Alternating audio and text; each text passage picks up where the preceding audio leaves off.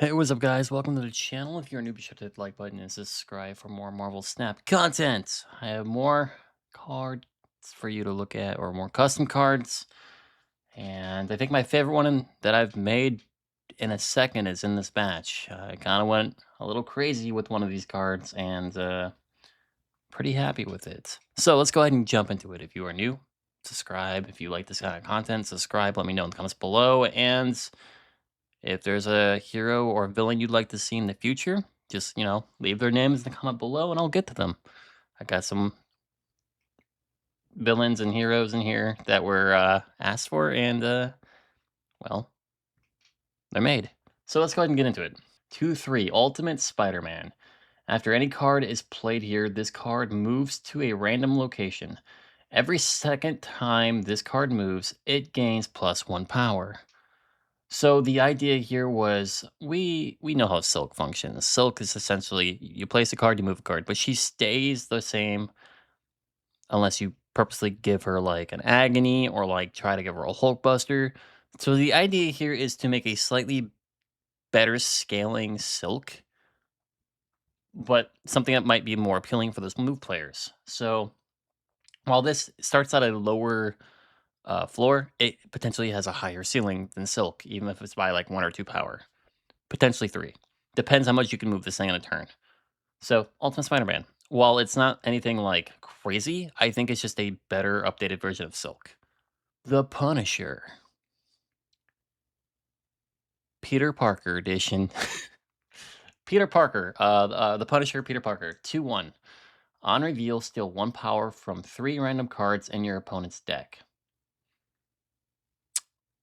I don't know why we don't have a Punisher Peter Parker like variants. There's actually a lot of like Punisher variants that we don't have. This is just one of them that I thought of. That I was like, would be pretty cool. I could have made this move deck card. Could have made this an ongoing card, but for some reason, I'm like, I kind of like the idea of this kind of batch of like cards that I'm releasing to be themed around bounce and like move. Of course, not all of them are like this, but for the most part, they're gonna be kind of themed around that just a little bit.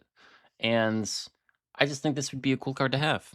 It would be annoying to go against, especially if you found a way to bounce it. But like for the most part, I think it's kind of cool. Going on to the next one, Sleepwalker. The fact that we don't have a Sleepwalker is crazy. 2-3. Objective. Return 3 cards to your hands. This gains 2 plus power, and your cards here cannot be destroyed or moved. I like the idea of having the way to protect your board outside of just armor. Armor can feel a little clunky. At least with this, you also get protected from like Magneto, dying in general. Like it kind of has a little bit more of like flavor to it. So it's slightly better than your typical armor, but you'd have to, obviously use Kitty Pride or like a bounce tech to really get the full effect of this.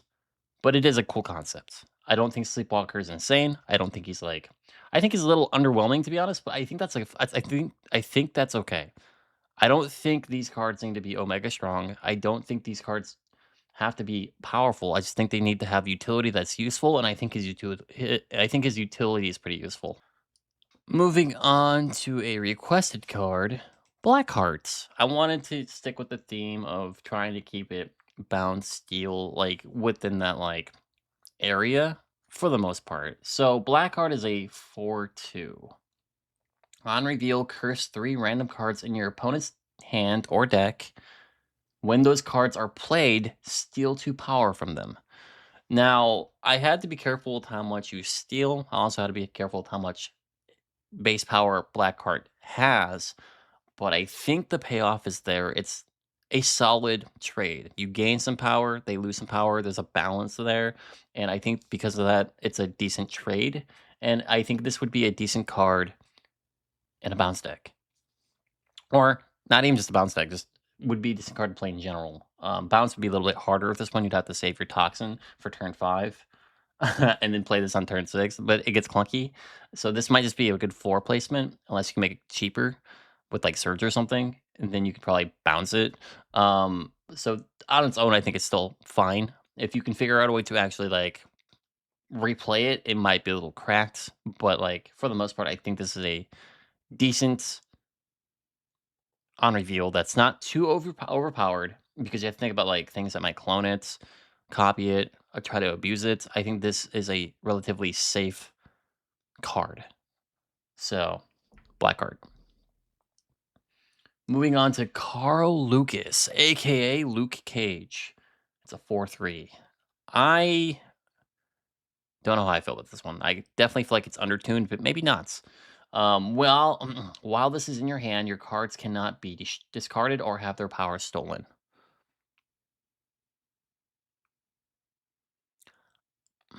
It seems niche, but like at the same time, it protects you from getting anything in your hand affected. Well, affliction still hits. It's not the same thing as being like stolen, right? You can still get afflicted. Scorpion still hits, but you can't get hit by Black Bolt. You can't get hit by Moon Knight. You can't hit by anything that might try to force discard you or steal like power from your hand. So that's good. I think just a little bit of hand protection could go a long way. This isn't going to be a card that a lot of people like are drawn to. It's going to be a situational card. But I still think it does Luke Cage justice because it's still a team protector type of card. It's just a little bit different. Going on to a 2/2, Ultimate Kang, Earth TRN 1072. Activates. Return all your cards here to your hands. Give 2 random cards in your hand plus 2 power, and they cost 1 less. Just giving Bounce more options, essentially. Bounce is a weaker archetype. I'd like to see it get a little bit of love. It's just hard to know. Like, it's hard to say, like, what does Bounce really need? I think Bounce needs something that can help Bounce. So, like, we have Beast and Toxin, right? Cool. I still feel like we need 1 or 2 extra cards that, do the thing that Bounce is trying to do for more consistency. I also think we need something that can go big. It's just, you know, opinion based, if that's healthy. And then I also think, Bounce could use something like extra hand size because you're bouncing your field back to your hand, which means your hand size is limited. So maybe having that interaction be nice too. It's just this one's kind of like Toxie Doxy meets Beast, but like it's limited to like 2 cards to your hand. So it's not as crazy. But I still think it's a good card. Moving on to Malfisto. This is a fun card. I don't know if this would be a meta card. This would probably be relatively good for those experienced players that like grinding to infinite quicker and don't want to sit there and grind. This would be something you would throw in your deck. So Malfisto is a 6/13 objective. If this card is on the board when the game ends, you win, you double your cube earnings, and if you lose double. So this is going to be for greedier players, players that think they can just win every game. It's going to have high risk, high reward. You're either winning 16 cubes or 8 cubes essentially every time you play this card, depending on if your player like opponent snaps. And the reason why I like this so much because like if you're going against someone that's passive and doesn't like snapping, you still get benefits for a little bit extra cubes, and you're not being the one punished because they don't want to snap against you. So you can still play aggressively if you want to and snap if you think you're gonna win, and you'll just get rewarded double the cubes essentially at the end of the match. So your grind is a little bit more easier or harder depending on if you win or lose. I think this would be a card that is either loved or hated depending on like what your luck is with your wins. And it'd be funny to see people lose 16 cubes and be like, oh my god, I deranked twice.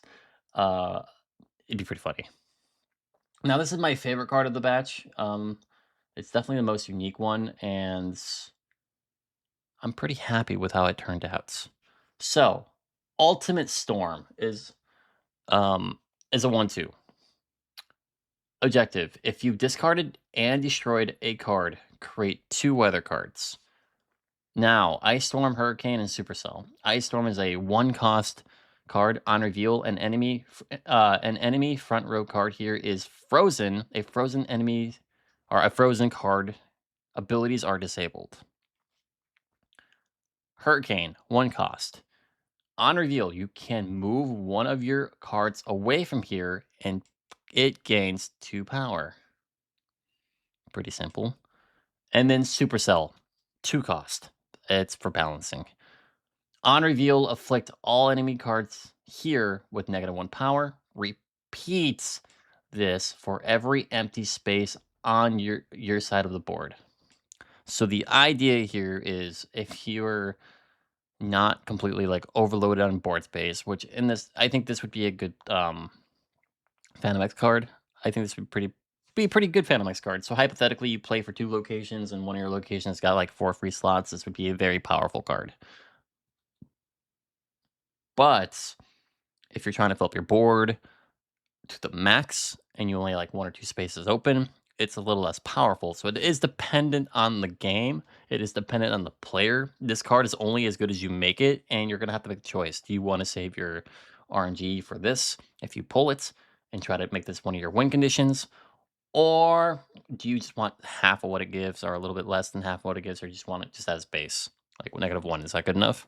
So it has a little bit of an upscaling to it. It has a little bit of a ceiling to it. But I think that's kind of cool. 2 costs might be a little low. It might need to be 3 cost, but it's a spell card. So, or technically it's a tool card. I don't really know what you'd call this. It's kind of like a spell card, I guess. Um, So I don't really know the balancing of this. It's between 2 and 3, I think. I think 2 is okay. 3 is really annoying to play later on though, so 2 or 3. I think the cost is kind of like dependent on like what you think of it. If you think this is too strong because you can just kind of leave your board empty, that's fair. That's fair. But you still have to do discard and destroy to even have this even apply, and then get lucky on the draw because there's a chance you don't even pull this card to begin with. So there's some luck to it. So that's Storm. I think she's my favorite card that I've made, and that's saying a lot because we've done 3 videos now, and she sticks out to be like my best design, and I'm pretty happy with her. It was hard to design something like Storm with a big payoff. It's hard to balance cards when it comes to trying to make them appealing. So Storm's a little on the stronger side, I will admit. I think Supercell makes her on the stronger side. Also, Ice Storm makes her on the stronger side. I think she's just a strong 1 cost card that you will play towards the end of the game, like turn 4, turn 5, and she'll have a big impact, which is kind of nice. But she is restricted and super niche, so that helps. So there you guys go. This is the 3rd batch of creative cards, our custom creative cards. Let me know in the comments below which one is your favorite. If you want to get a hero or a villain that hasn't been in the game yet, you can drop their name down below. I'll do some research on them and see if I can make them in the next video. I know I want to do Spawn. I just kind of forgot that Spawn is a thing. So expect Spawn soon in the next video if I can think of other cards to fill out. That's where you guys come in. Let me know in the comments below what cards you'd like to see for heroes or villains or remakes or whatever it is. And I'll try to get to it. Thanks for watching. Hope you enjoyed, and let me know which out of all 3 videos is your favorite card so far. I think mine's Ultimate Storm. I think she's a really cool card. Thanks for watching. Talk to you later.